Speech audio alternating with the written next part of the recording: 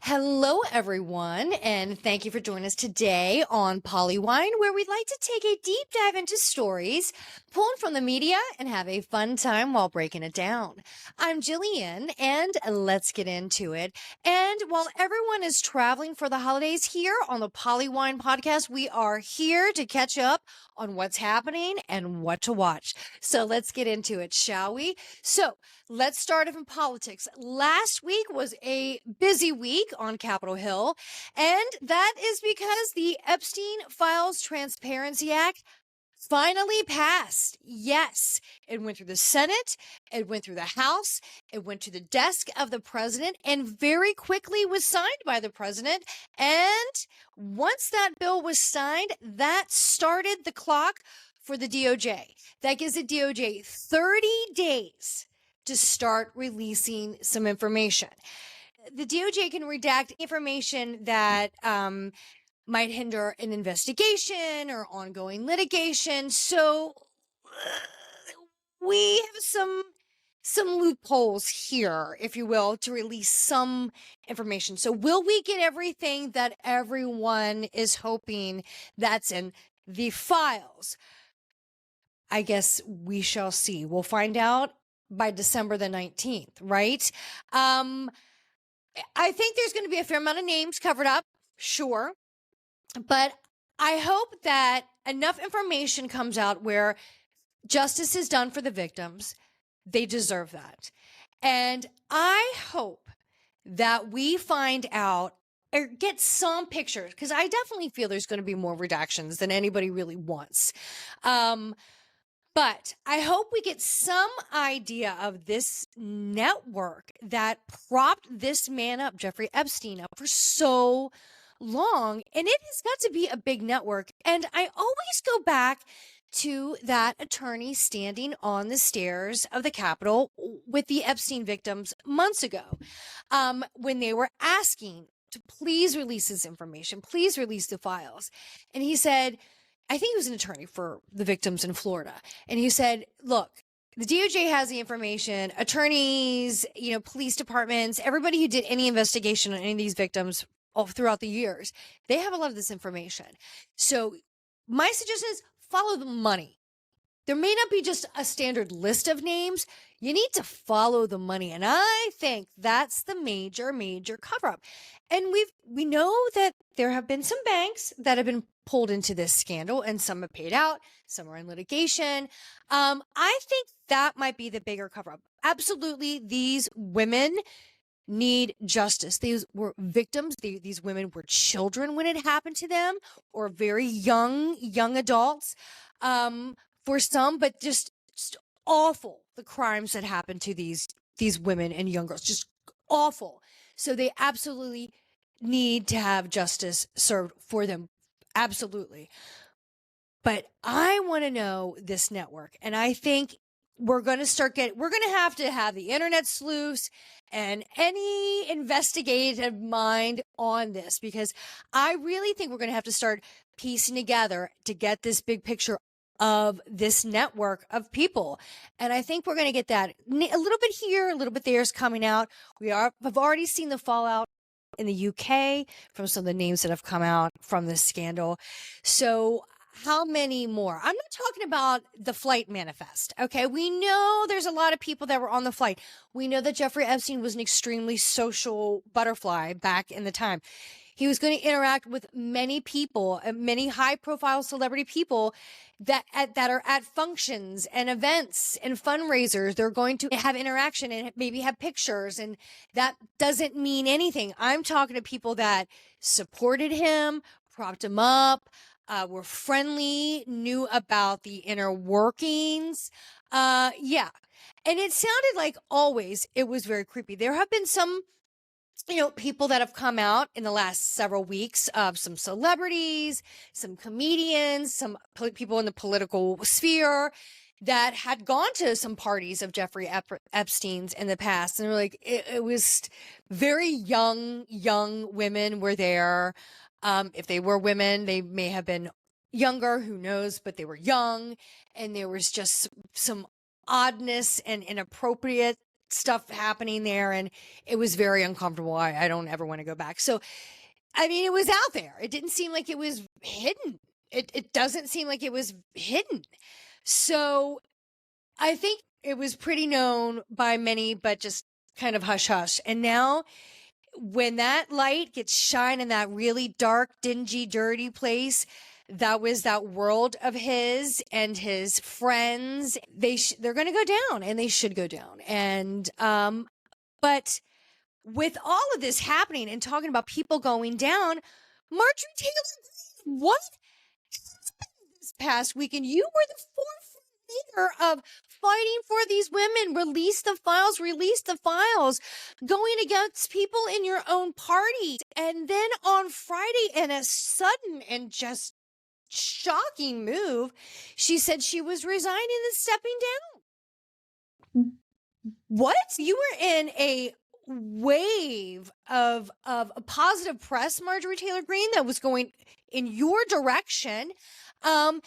You were getting out there. You were clearing some of your history that was a little unclear and a little questionable, where people are like, this lady sounds a little kooky. You were clearing that up. You were revamping your image. You were rebranding yourself in certain ways politically. And now you're stepping down.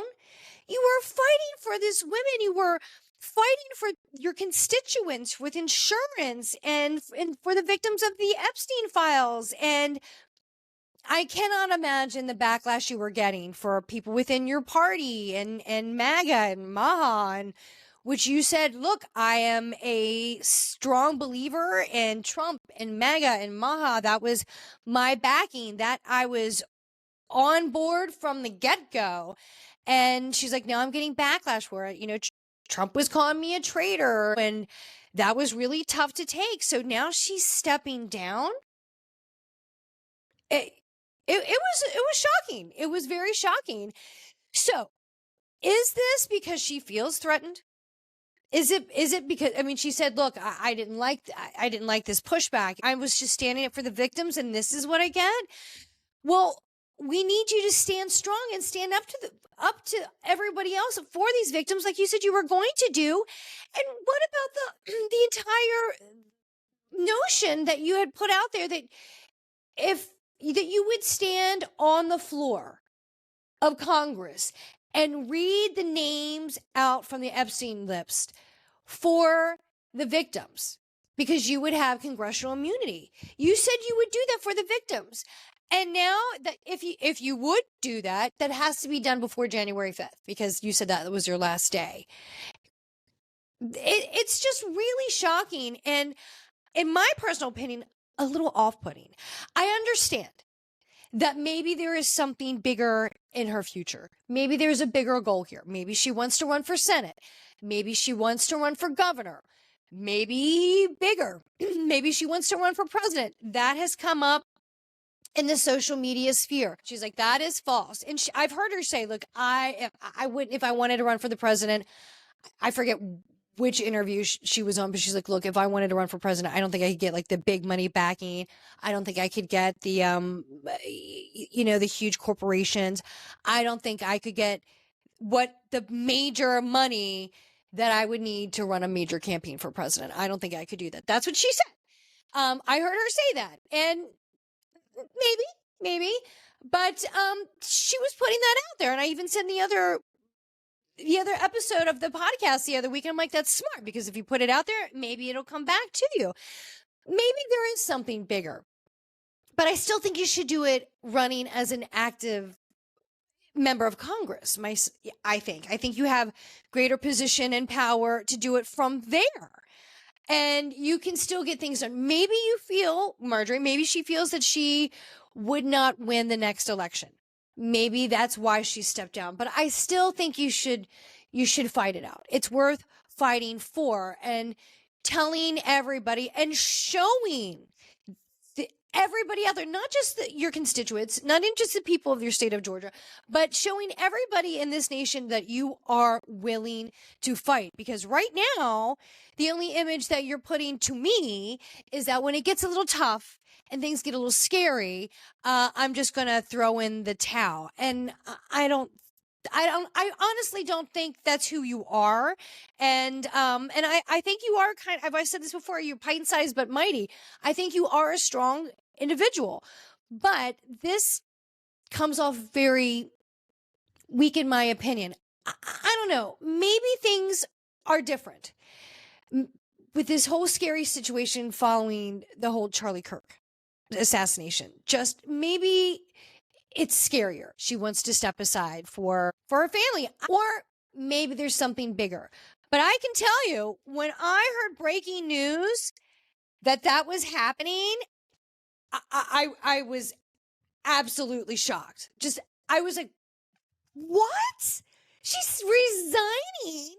So, I mean, I guess there is some fallout from that, but I just didn't think that she was going to be the fallout. I mean, it was ugly what Trump was saying, Marjorie Taylor Greene and stuff like that. And she's like, that's really hurtful. I was one of your strongest allies and one of your strongest supporter. And I raised a lot of money for you. So this turn, she said she was like, it's really hurtful. And I'm sure it was, but it was shocking. We shall see what the next few weeks hold. And at this point, she's really got nothing to lose. She's already stepping down. So I hope you do something dramatic with what little power you have left while you still have it. I mean, but it was just shocking. So please fulfill your promise to those victims, those women of the Epstein victims. You really should. You stood for them. You made them a promise. And you did fight for them, and you got that bill passed. You absolutely did. But there's still more work to be done for them. So you still have a couple weeks. So don't let them down. Don't let down the people of your district. You just don't. There's still work to do. So there's a fallout. And speaking of fallout, did you see that press conference the other day where it was the DOJ? I think it was Pam Bondi. I think it was the assistant attorney general, and then you had Kash Patel, and they were talking about the FBI's most wanted, this new case that they have, which is by the way, this story is kind of amazing. The former Canadian Olympic skier who is now one of the FBI's most wanted for drug trafficking. This story where he's in with the cartels, and he's, internationally trafficking drugs. That story is a fascinating story. And I'm sure there will be a Netflix show about this soon. And I'm going to watch it. But so you've got the DOJ talking about this incredible story about this former Canadian skier who's this international drug trafficker that they're on the hunt for. And if you've seen this man, America's Most Wanted. So, of course, they're talking about this. Ryan Weddings, is that his name? I think that's his name. That's the Canadian skier. Weddings, I think it is. So they're talking about this. If you know any information, please contact the FBI and, all this stuff, what they should. So then at the end of this conference, the Attorney General Bondi, of course, says, if anybody has any questions, I open the floor. Of course, everybody wants to know about the Epstein files. The clock's ticking. So what are you going to do? So, and I'm going to paraphrase here. So one of the questions that the journalist asked was like several weeks ago, you were saying that there was nothing more, that the case was pretty much closed. There's nothing more to release that hasn't been released. And there's nothing there. So what changed? And Attorney General Bondi was like, and I gotta tell you, boy, did she look like a deer in the headlights, just trying to scramble for an explanation. She was like, information, new information, information. Okay. It was just awkward. And then you just have Kash Patel in the background, just blink, blink, blink. Just looked like somebody has snatched his spirit from his body, like an alien invaded his body. He really did. What happened just was as blank stared and as could be. And it was just weird. And she's like, information's come out. And, I gotta say, this is This is really unfortunate. It just looks bad. It looks bad. You worked your ass off to get this job. You had a successful and prestigious career in law in Florida, and you worked so hard to do that and achieve that. What an unbelievable accomplishment. And for you to get this job of a lifetime and then have to deal with all this political spin and BS. It is just, it is derailing your job. It seems like this. I'm an outsider looking in here, and it's just an unfortunate thing. It just seems like such a fall from grace. And this is my opinion, because now outsiders, it seems like they have such an influence on every aspect of your work. It really makes me question everything, Grace. And you just looked so shocked in that press conference the other day. It had to be so uncomfortable. It was uncomfortable to watch. What do you say? Like, you put yourself out there and then you have to literally stick your foot in your mouth and eat it in front of everybody. And you're still trying to, remain professional but it's tough. It's tough. I don't know. I hope some way, somehow you can set some boundaries. I saw an interview with Bill Barr a while back, and he said when he put his foot down with Trump the first term, that's when their relationship was over. So, I think you need to start setting boundaries for your professional integrity, but it is unfortunate. I really had a hard time watching that press conference, not just because of the stare from Kash Patel in the background. It was so weird. She's trying to remain so professional. It's tricky, but I hope at the end of the day, we get what we're looking for. It was a long fight, long, hard fight, but we finally got there. I hope we just get what we wanted out of the situation. I really do. Now, let's move into some other headlines. As we're heading out for the holidays and we're spending a lot of time with family time can get complicated, but this story is really complicated.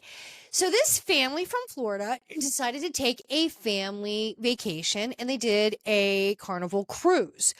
Well, one of their family members, this 18-year-old beautiful girl named Anna Kepner, she was found dead. Yes, she was found dead in her room under a bed, covered up by pillows and life vest. And no one knows what happened. Now, the FBI are now in part of the investigation. And now, from court records, information's coming out that I guess that one of the stepbrothers is actually now under investigation as part of the investigation. Now, this is under investigation, innocent and proven guilty, but yes, I guess the stepbrother is under suspicion for this incident. Terrible. What we know is that she was in the room that she shared with other siblings, and that's it. So now the grandmother, I just saw the grandmother of this 18-year-old daughter, or this 18-year-old victim. She was on, I think it was ABC News the other day. And she was saying, what we do know is that whoever harmed that girl was in that room. So that's a very small pool. So yes. So now not only is the family dealing with the death of this beautiful young girl, now another family member, another child might be some way, somehow a part of this. This is awful, terrible, terrible. So we're going to get some more information, but God, how awful is that? Oh, terrible. And it's a step sibling. I don't know how long this family had been joined together. But oh, what an awful situation. And you just hear stories about this young girl that had just straight A student, just had the whole world going for her. And, she had these dreams and goals and purpose, and just cut short. So, what a terrible situation, but it is messy, messy, messy. Blended families, it's a complicated thing. Families are complicated enough, but blended families, that's a whole other dynamic. But yeah, it came out in court documents that the stepbrother was under investigation. Yes. Now, again, innocent and proven guilty, and there has been no charges yet, but that's what has come out. So just terrible. We're going to find out more, but the FBI isn't part of the investigation, but just an awful, awful situation. And if you go on Netflix, there was this documentary or docuseries that just dropped called The Carmen Family Deaths. And this is another complicated family drama murder as well. So in 2016, there was this very bizarre story where this mother and her adult child, son, who was autistic, went out on this boat trip off of the coast of Rhode Island, and she never returned. And she was reported missing, and she has never been found. Body's never been found. And the son, he was in his early 20s, was found out at sea days later.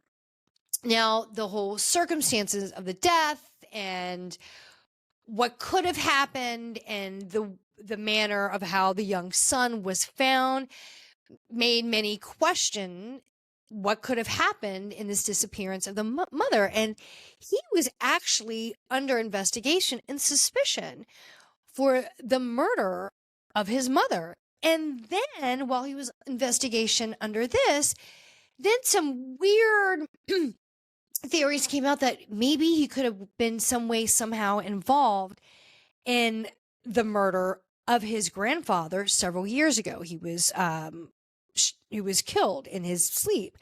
So they thought maybe this kid could have had something to do with it too. And it was the reason why, of course, he was questioned in any of this with the mom and the grandfather is he was one of the last people to see both of them. He was on the boat with his mom when this situation happened. And then he was one of the last people to see his grandfather. So there's that. There was suspicion about how his behavior. Look, he's autistic, so he doesn't really process or handle emotion as we do, as others do. He handles it differently and processes it differently. And so that was a hurdle for investigators. And so it was a really interesting story. And he actually was charged and went to court. So the son actually several years later actually ended up taking his own life. But he had to deal with these investigations and people thinking that he murdered his mom and his grandfather. I mean, people in his own family thought he was the killer. So it's a very bizarre case. And like I said, the kid always declared his innocence, but it did go to court. But the Carmen family deaths, but not only that, I want to get back to the Murdochs, A Death in the Family. That's on Hulu, and that they had the finale this past week. What did you think? We have been watching this for weeks now. We have been watching the buildup, the tension between Alec Murdaugh with the lawful, the stealing the money, the drug addiction, life of excess, and how it was all coming to a major boil. And boom, it happened. It was the murders of the wife and the son, then him being shot on the side of the road. You know, they had to do the court case. They did the court case where he went on trial. They went through the court case. It was the right amount. 'Cause I was thinking of something like that court case went on for weeks. Like, how are they going to summarize that? They did perfectly. They went through they went through the highlights. They went through the lead investigator for the police. They went to the financial accountant at the law firm. They covered her, just a couple major people. They went through the sister. of Maggie Murdoch. They went, I mean, just it was the right witnesses that highlighted the case. So it was a perfect summary. And then, of course, he had to take the stand. What a great miniseries. I'm telling you, Jason Clarke, Patricia Arquette, they better get an award. It was excellent. So if you have time, if you're waiting in an airport, or if you're in the back seat of a car, or in a hotel and you want to flip up your laptop, turn on Hulu, watch Murdoch's A Death in the Family, Jason Clarke, Patricia Arquette. It is so good. Now you can just binge watch the whole thing. I had to wait. Every week they kept me waiting. It was too much. It was so good. One of the best, I would say, true crime dramas I've seen in a while. That was like based off real events. One of the best ones I have seen in a very, very long time. Really good. God, it was so good. I'm telling you, Jason Clarke, he was so convincing as Alec Murdaugh, with just that personality and how he could swing into good and evil. I just perfect. And to be an Australian actor and have that Southern twang down and draw, so good. And I told you, he's also, I'm talking about Jason Clarke, I'm raving about him. He's also on that show, the series on Apple TV Plus called The Last Frontier. So if you want to see another one with Jason Clarke, it's very rugged. It's another thriller, murder thriller, and you have the open frontier and the rough terrain of Alaska. It's a beautiful, beautiful backdrop. Cold. I'm always cold watching it, but gorgeous. But it's good. And I thought last week was going to be the finale on that show as well, the Last Frontier. It's not. We got another episode. That's good too. So there's been a lot of good buildup. A lot of buildup. I'm enjoying that show as well. But Jason Clarke, you've had me for the last couple of weeks. But Murdoch, Death in the Family, Hulu, go watch it. And then if you want to go watch more of them, Apple TV Plus, The Last Frontier, Jason Clarke. And if you have and if you still want to continue that high drama, true crime thriller genre, go over to Netflix. Watch the new series that dropped called Beast in Me.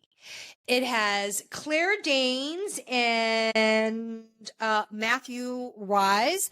I think that's how you say his name. I remember him from The Americans.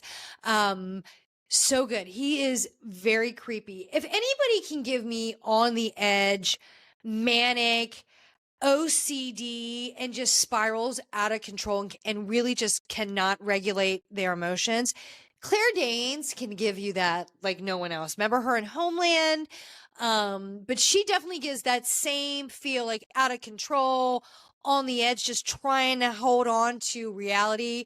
That's Claire Danes' character in this show. She is a author that's going through a really difficult time and has kind of locked herself up. And her new neighbor comes Matthew Rhys' character, who comes from a real estate mogul family, moves out to the suburbs to escape scrutiny and tabloids because he is suspected to have killed his wife. His wife is missing and nobody can find her. And he just moved on right along with his life. And there's a lot of speculation about that he could have been the killer.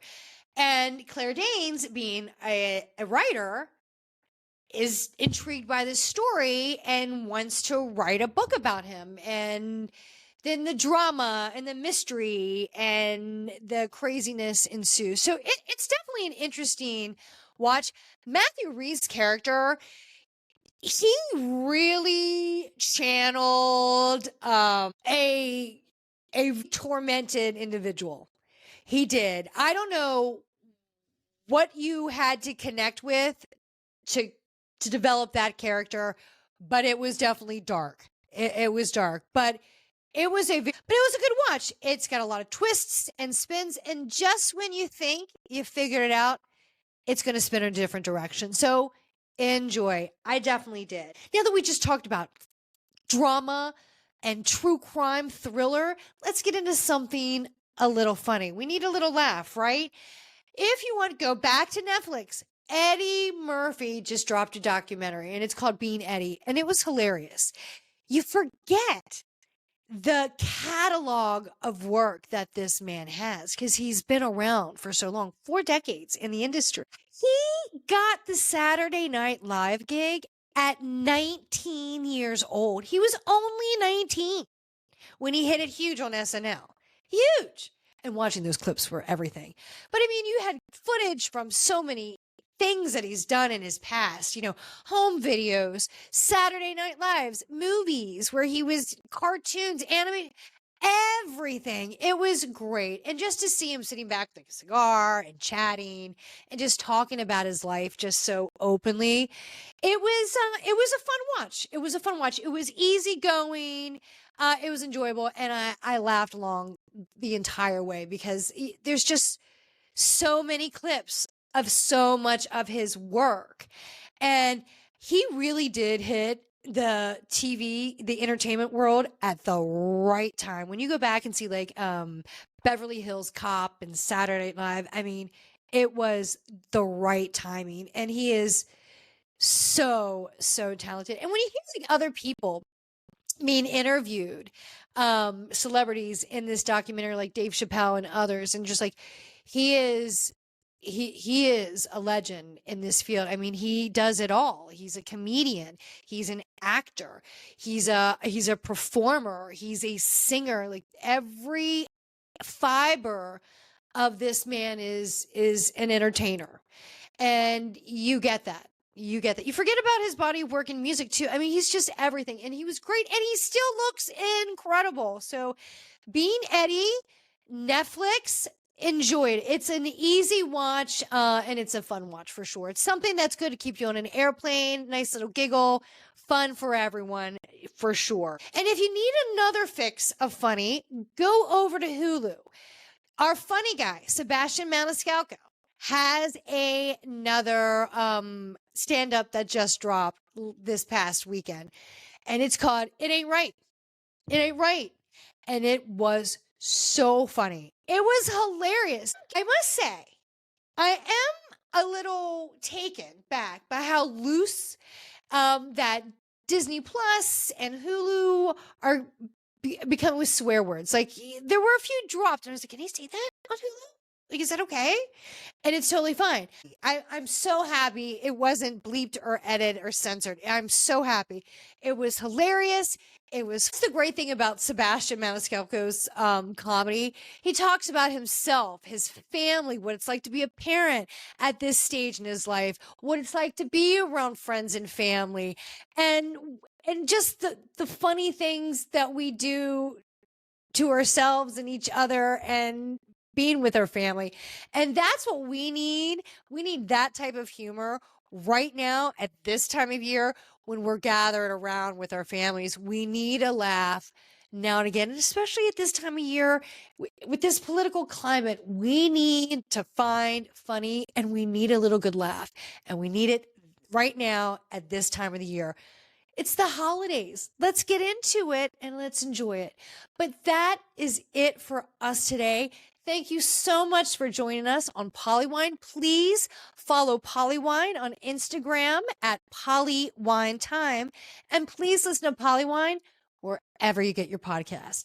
Thank you so much and have a great day. We'll see you next time. Happy Thanksgiving and happy holidays. See you soon. Bye.